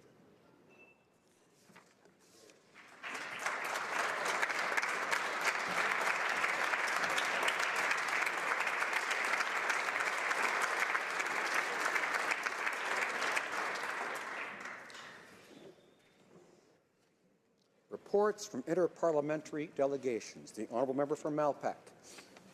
Thank you, Mr. Speaker. Mr. Speaker, pursuant to Standing Order 34.1, I have the honour to present to the House in both official languages 3 reports of the Canada-United States Interparliamentary Group. The first concerns the 56th annual meeting with members of the U.S. Senate and House of Representatives held in Ottawa, Ontario, Canada from June 15 to 17 of this year. The second concerns the 71st annual meeting of the Council of State Governments, CSG West, held in Snowbird, Utah, United States of America, from September 11 to 15 of this year. And the third concerns the Canadian-American Border Trade Alliance Conference held in Washington, D.C., USA, from September 30th to October 2nd, 2018. Thank you, Mr. Speaker. Presenting reports from committees, the Honourable Member for Kelowna Lake Country. Mr. Speaker, I have the honour to present in both official languages the 14th report of the Standing Committee on National Defence entitled Responding to Russian Aggression Against Ukraine, Moldova, and Georgia in the Black Sea region. Pursuant to Standing Order 109, the committee requests that the Government of Canada table a comprehensive response to this unanimous report. Thank you, Mr. The honourable member for Sydney, Victoria. Thank you, Mr. Speaker. I have the honour to present in both official languages the 14th report of the Standing Committee of International Trade entitled Canada and the Mercosur Countries, a potential agreement to advance trade relations. Pursuant to Standing Order 109, the committee requests that the government table a comprehensive response to this report. And Mr. Speaker, while I'm on my feet, I move, seconded by my good friend and colleague from the member of Parliament from Yukon, that the House do now proceed to the orders of the day.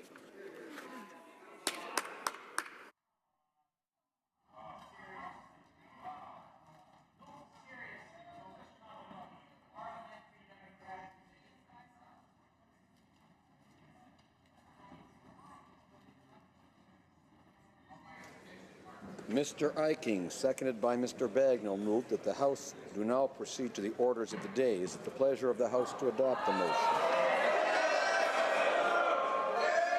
All those in favour of the motion will please say yea.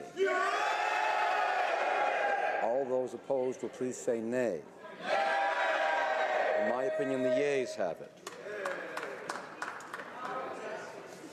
Calling the members.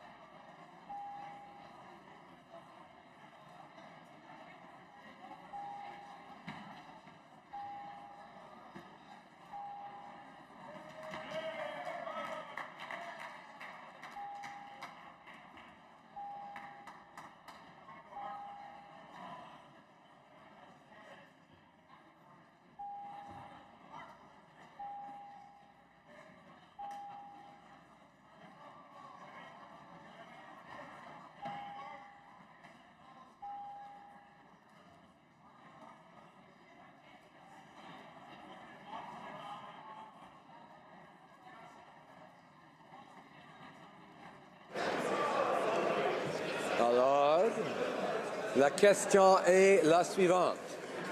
Oups.